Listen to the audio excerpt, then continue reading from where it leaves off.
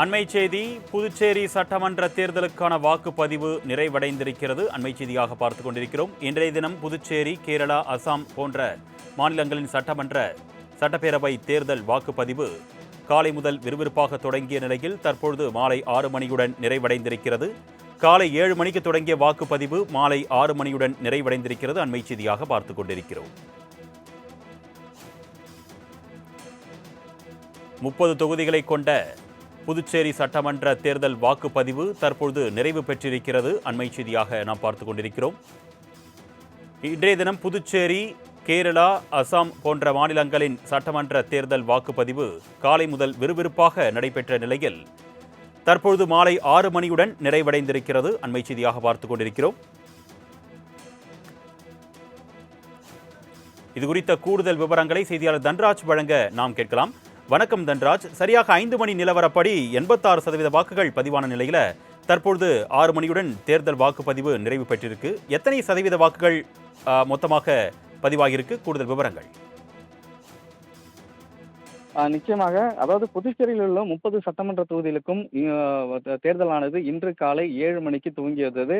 காலை 7 மணிக்கு துவங்கிய வாக்குப்பதிவில் பொதுமக்களும் வாக்காளர்களும் ஆர்வமுடன் தொடர்ந்து வாக்களித்து வந்தனர். காலை முதலே புதுச்சேரியில் கடுமையான வெயில் இருந்த போதிலும் வெயிலை பொருட்படுத்தாமல் ஏராளமான வாக்காளர்கள் வாக்குச்சாவடி நோக்கி படையெடுத்தனர். இதன் காரணமாக புதுச்சேரியில் காலை முதலே அந்த வாக்கு சதவீதமானது அதிகரித்து வந்தது. குறிப்பாக மாலை 5 மணி நிலவரப்படி 86.92% வாக்காளர்கள் வாக்களித்துள்ளனர் தெரிவிக்கப்பட்டுள்ளது. தொடர்ந்து தற்போது 6 மணி ஆகிய நிலையில் தற்போது இந்த வாக்கு பதிவானது நிறைவு பெற்றுள்ளது. இருந்தபோதிலும் பல்வேறு வாக்குச்சாவடிகளில் வாக்காளர்கள் அந்த அந்த நேரத்திற்குள் உள்ளே வந்துவிட்டதால் அவர்கள் வாக்களிப்பதற்காக வரிசையில் தற்போது நின்று கொண்டிருக்கிறார். மேலும் பல்வேறு வாக்குச்சாவடிகளில் வாக்காளர்கள் யாரும் இல்லாததால் பல்வேறு வாக்குச்சாவடிகள் மூடப்பட்டுள்ளன. அந்த கேட் மூடப்பட்டு தற்போது அந்த வாக்குப்பெட்டிகளை பேக் பண்ணும் பணிகளானது நடைபெற்று வருகிறது. அது சீல் வைக்கும் பணியானது தற்போது நடைபெற்று வருகிறது. புதுச்சேரி பொறுத்தவரை 5 மணி வரையும் 86.92% வாக்குப்பதிவு பதிவாகியுள்ள நிலையில் இன்னும் அந்த 5 மணியிலிருந்து 6 மணிக்குள்ள அந்த நிலவரம் இன்னும் கிடைக்கவில்லை. அதிகபட்சம் 89% 91% வரை வாக்குப்பதிவானது வரும் என எதிர்பார்க்கப்படுகிறது. அந்த சட்டமன்ற தேர்தலின் போது 82% மட்டுமே வாக்குகள் பதிவான நிலையில் தற்போது இந்த சட்டமன்ற தேர்தலில் அந்த வாக்கு சதவீதம் அதிகரித்துள்ளது. கிட்டத்தட்ட 10% வாக்கு சதவீதம் அதிகரிக்கப்படும் என எதிர்பார்க்கப்படுகிறது. மேலும் தற்போது இந்த வாக்கு பதிவு நேரம் முடிந்த நிலையில் பல்வேறு வாக்குச்சாவடிகளில் அந்த வாக்கு எந்திரங்கள் சீல் வைக்கப்பட்டு இந்த வாக்குச்சாவடிகளிலிருந்து வாக்கு எண்ணும் மையமான லாஸ்பேட்டையில் உள்ள அந்த 3 கல்லூரிகளுக்கு கொண்டு செல்லப்பட்டு பாதுகாப்புடன் கொண்டு செல்லப்பட்டு அங்கு உள்ள ஸ்ட்ராங் ரூமில் சீல் வைக்கப்படும் என்பதும் குறிப்பிடத்தக்கது. தன்ராஜ், கடந்த சட்டமன்ற தேர்தலை ஒப்பிடும்போது 2026 இந்த வருட சட்டமன்ற தேர்தல் பெரிதும் எதிர்பார்ப்பு மிகுந்த ஒரு தேர்தலா பார்க்கப்படுது. இந்த நிலையில் ஏற்கனவே பதிவான சட்டமன்ற தேர்தல் வாக்குப்பதிவு சதவீதத்தை விட இந்த வருடம் அதிக சதவீத வாக்குகள் பதிவாகியிருக்கிறதா சொன்னீங்க. இந்த முன்னேற்றத்திற்கு என்ன காரணமா மக்கள் மத்தியில் பேசப்படுது? நிச்சயமாக, அதாவது கடந்த சட்டமன்ற தேர்தலின் போது இந்த எஸ்ஐஆர் பணிகள் எதுவும் இல்லை. அதனால அப்போ இருந்த வாக்காளர்கள் எண்ணிக்கைக்கு ஏற்ப 82% வாக்கானது பதிவாகியிருந்தது. தற்போது இந்த தேர்தல் எஸ்ஐஆர் பணிக்கு பின்பு கிட்டத்தட்ட புதுச்சேரியில் 9.50 லட்சம் 9,50,000 வாக்காளர்கள் புதுச்சேரியில் இருந்தனர். இந்த 9.50 லட்சம் வாக்காளர்கள் ஓட்டு போடுவதற்காக இந்த காலை முதல் வாக்குப்பதிவானது நடைபெற்று வந்த நிலையில் தற்போது வரை கிட்டத்தட்ட 87% வாக்குப்பதிவானது நடைபெற்றுள்ளது. இந்த எண்ணிக்கை உயர்வுக்கு காரணம் வாக்காளர் மத்தியில் அதிக அளவு விழிப்புணர்வு ஏற்படுவதே முக்கிய காரணமாக பார்க்கப்படுகிறது. ஏன்னா கடந்த 2021 சட்டமன்ற தேர்தலாக இருந்தாலும் சரி, அதன் பிறகு நடைபெற்ற 2024 பாராளுமன்ற தேர்தலாக இருந்தாலும் சரி, ஒவ்வொரு தேர்தலிலும் அந்த வாக்கு சதவீதம் அதிகரித்துக் கொண்டேதான் சென்றிருக்கிறது.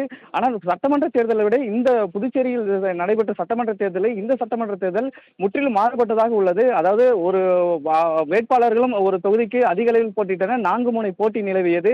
வாக்காளர்கள் ஆர்வமுடன் வாக்களிக்க வந்தனர். அதுக்கான அனைத்து விதமான பொதுமக்களுக்கும் வாக்காளருக்கும் விழிப்புணர்வுகளை தேர்தல் துறையினர் ஏற்படுத்தியுள்ளனர். அதன் காரணமாக இந்த வாக்கு சதவீதமானது உயர்ந்துள்ளதாக தெரிகிறது.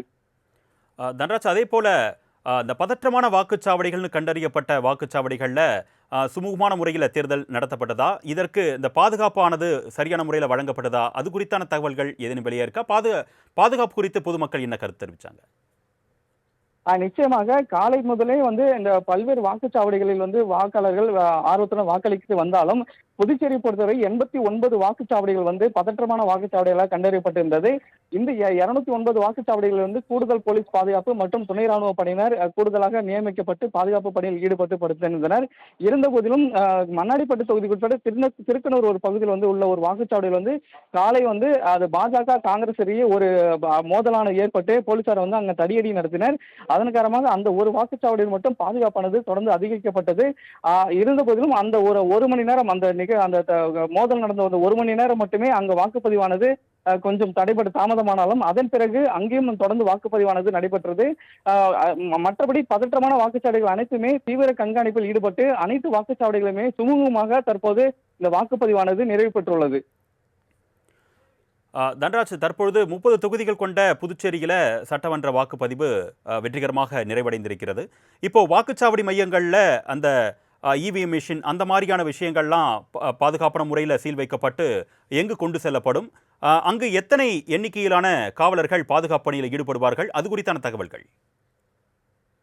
நிச்சயமாக இன்று இப்ப தற்போது வாக்கு பதிவானது முடிவுற்ற நிலையில் அனைத்து வாக்குச்சாவடிகள், அதாவது புதுச்சேரி யூனியன் பிரதேசம் மட்டுமே 1099 வாக்குச்சாவடிகள் உள்ளன. இந்த 1099 வாக்குச்சாவடிகளில் பதிவான வாக்கு அந்த எந்திரங்கள் அனைத்துமே இன்னும் சற்று நேரத்தில் சீல் வைக்கப்பட்டு இங்கிருந்து, அதாவது புதுச்சேரியில் உள்ள அனைத்து பகுதிகளிலிருந்தும் லாஸ்பேட்டை பகுதியில் உள்ள தாகூர் கலைக்கல்லூரி மற்றும் மகளிர் பொறியியல் கல்லூரி மற்றும் அரசு தொழில்நுட்ப கல்லூரி, இந்த 3 கல்லூரி தான் வாக்கு எண்ணும் மையங்களாக உள்ளது.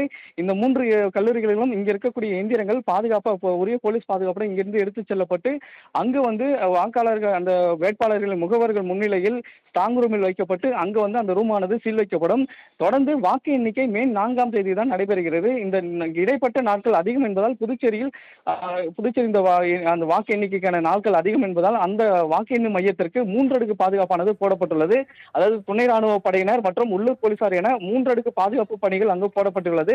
24 மணி நேரமும் இந்த 3 அடுக்கு பாதுகாப்பானது தொடர்ந்து இருக்கும் எனவும், மேலும் 100க்கும் மேற்பட்ட சிசிடிவி கேமராக்கள், அந்த 3 கல்லூரியிலுமே 100க்கும் மேற்பட்ட சிசிடிவி கேமராக்கள் பொருத்தப்பட்டு 24 மணி நேரமும் அந்த வாக்கு எண்ணும் மையத்தில் வைக்கப்பட்டுள்ள வாக்குப்பெட்டிகள் கண்காணிக்கப்பட்டு வரப்படும் எனவும் மாவட்ட தேர்தல் அதிகாரி குலோத்துங்கன் ஏற்கனவே நம்மிடம் தெரிவித்திருந்தார்.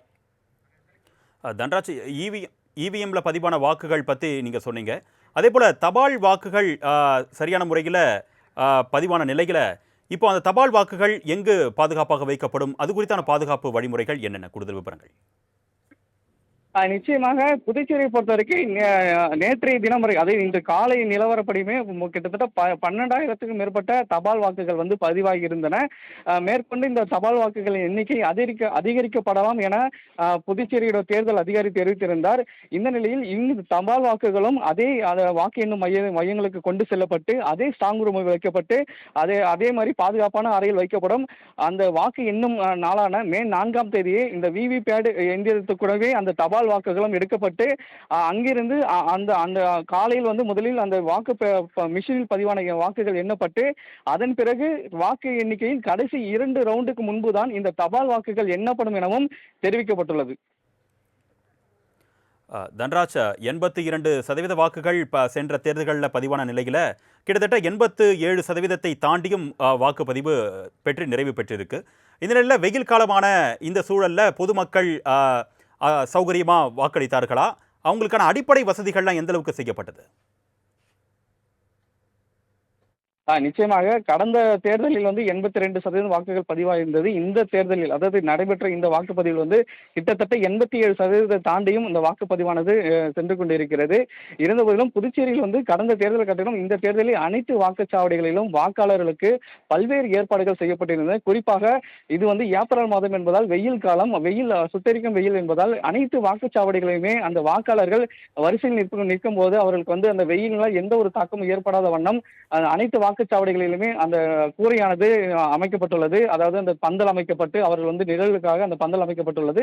அதே போல குடிநீர் வசதி, அவர்களுக்கான குடிநீர் வசதி, அமருவதற்கான இருக்கைகளும் அங்கு போடப்பட்டிருந்தது. மேலும் அவர்களுக்கு அத்தியாவசிய தேவையான குடிநீர், கழிவறை உள்ளிட்ட அனைத்து வசதிகளுமே புதுச்சேரி தேர்தல் துறை சார்பில் செய்யப்பட்டிருந்தது. மேலும் இது மட்டுமல்லாமல் முதியவர்கள், அதாவது 60-70 வயதுக்கு மேற்பட்ட முதியவர்கள் யாரால் வந்தால் அவர்களுக்கு முன்னுரிமை கொண்டு அவர்கள் வந்து முதலில் வாக்கு செலுத்துவதற்கு ஏதுவாக அனைத்து வசதிகளும் செய்யப்பட்டிருந்தன. குறிப்பாக அவருக்கு வேண்டான அந்த வீல் சேர் அமைக்கப்பட்டு தன்னார்வலர்கள் இங்கு வந்து நியமிக்கப்பட்டு அந்த தன்னார்வலர்கள் வந்து அவர்களை அந்த வீல் சேரில் அமர வைத்து அந்த வாக்குச்சாவடிக்குள் அழைத்து சென்று அவர்களுக்கு வாக்கு செலுத்திவிட்டு திரும்பவும் அவர்களை வந்து அந்த வீட்டில் சென்று விடும் வரை அந்த தன்னார்வலர்கள் வந்து அந்த பணியை மேற்கொண்டனர்.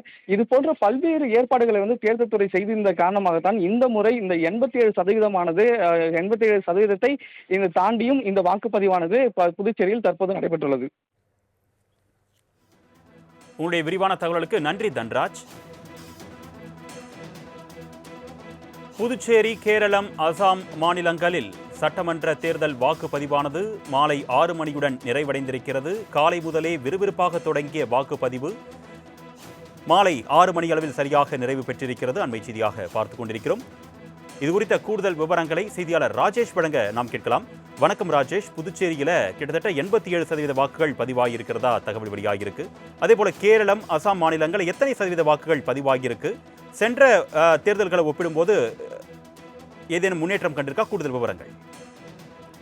நிச்சயமாக தேர்தல் ஆணையத்தினுடைய மிகப்பெரிய ஒரு முயற்சிக்கு மிகப்பெரிய ஒரு பலனை அளித்திருக்கிறது என்றுதான் கூற வேண்டும். ஏற்கனவே அசாம், கேரளா, புதுச்சேரி உள்ளிட்ட மாவட்டங்களில் இன்று காலை மாநிலங்களில் சரியாக இன்று 7 மணிக்கு தொடங்கிய அந்த வாக்குப்பதிவு என்பது மாலை 6 மணிக்கு நிறைவடைந்திருக்கிறது. குறிப்பாக 6 மணிக்கு முன்பாக வருகை தந்த அனைவருக்குமே அந்த டோக்கன் என்பது வழங்கப்பட்டிருக்கிறது. மக்கள் நீண்ட வரிசையில் வெயிலையும் பொருட்படுத்தாமல் தங்களுடைய அந்த வாக்குப்பதிவினை செலுத்தியிருக்கிறார்கள். கிட்டத்தட்ட 126 தொகுதிகளை கொண்ட அசாமில் ஆட்சியை தக்க வைக்க முயற்சியோடு பாஜக உள்ளிட்டவர்கள் பெரும் முயற்சியை எடுத்து வரக்கூடிய சூழலில் அங்கு நடைபெற்ற அந்த தேர்தலில் வாக்குப்பதிவு என்பது கணிசமாக 70 தாண்டியிருக்கிறது. கிட்டத்தட்ட 722 வேட்பாளர்கள் களத்தில் இருக்கக்கூடிய சூழலில் அதே நேரத்தில் 140 தொகுதிகளை கொண்ட கேரளா மாநிலத்தில் தற்பொழுது வரைக்கும் அந்த வாக்குப்பதிவு என்பது தொடர்ச்சியாக ஒரு சில வாக்குச்சாவடி மையங்களில் நடைபெற்று வருகிறது. அவர்களுக்கு முன்பாகவே டோக்கன் என்பது அளிக்கப்பட்டிருக்கக்கூடிய சூழலில் அங்கும் கிட்டத்தட்ட 75% தாண்டும் வாக்குப்பதிவு என்று எதிர்பார்க்கப்படுகிறது. ஏனென்றால் மக்களுடைய அந்த எதிர்பார்ப்பு என்பது அதிக அளவில் இருக்கக்கூடிய சூழ்நிலையில் ஏற்கனவே தேர்தல் ஆணையத்தை பொறுத்த வரைக்குமே அவர்கள் பல்வேறு ஏற்பாடுகளை தொடர்ச்சியாக செய்திருந்தார்கள். முறையாக அவர்கள் மக்கள் எந்த விதமான ஐயமும் இன்றி தங்களுடைய ஜனநாயக கடமையை ஆற்ற வேண்டும் என்பதற்காக பல்வேறு பாதுகாப்புகள் என்பது தொடர்ச்சியாக வழங்கப்பட்டிருந்தது. அதே நேரத்தில் திருவனந்தபுரம், கண்ணூர் உள்ளிட்ட பல பகுதிகளில் அந்த வாக்குச்சாவடி மையங்களில் வாக்குப்பதிவு இயந்திரங்களில் ஒரு சில வாக்குச்சாவடி மையங்களில் அந்த வாக்குப்பதிவு இயந்திரங்களில் கோளாறுகள் ஏற்பட்டுள்ளது கூட அதற்கான அந்த பணிகள் என்பது முறைப்படுத்தப்பட்டு உடனடியாக அங்கு அந்த வாக்குப்பதிவு இயந்திரங்கள் சரி செய்யப்பட்டது. குறிப்பாக இந்த புதுச்சேரியை பொறுத்த வரைக்குமே 86% என்பது கடந்த தேர்தல்களை எல்லாம் ஒப்பிடும் பொழுது அதிக அளவிலான வாக்குப்பதிவு என்பது நடந்திருப்பதை பார்க்க முடிகிறது. பல்வேறு இடங்களிலும் கேரளாவிலும் சரி, அசாமிலும் சரி, அங்கும் தற்பொழுது வரைக்கும் அந்த மும்முனை போட்டி என்பது நிலவுகிறது. இந்த நிலையில்தான் அந்த மாநிலங்களில் வாக்குப்பதிவு என்பது நிறைவு பெற்றிருக்கிறது. அர்னேஷ். ராஜேஷ், புதுச்சேரியை போன்றே கேரளா, அசாம் போன்ற மாநிலங்களிலும் வாக்குப்பதிவு நிறைவு பெற்றதா சொன்னீங்க.